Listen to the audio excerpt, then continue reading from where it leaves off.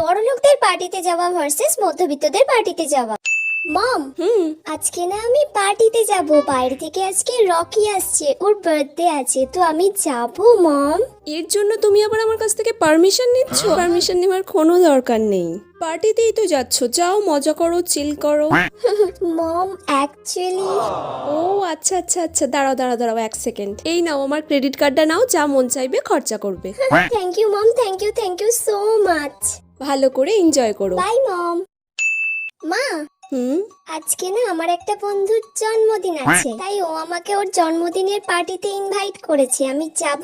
আমি ওসব কিছু বলতে পারবো না, তোর বাবাকে জিজ্ঞাসা কর। বাবা যেতে বলেছে, সন্ধ্যের আগে যেন বাড়ি চলে আসা হয়। কিন্তু মা পার্টি তো রাতে। রাত দুপুর বেলা তুই পার্টিতে যাবি বলে আমাকে জিজ্ঞাসা করতে এসছিস?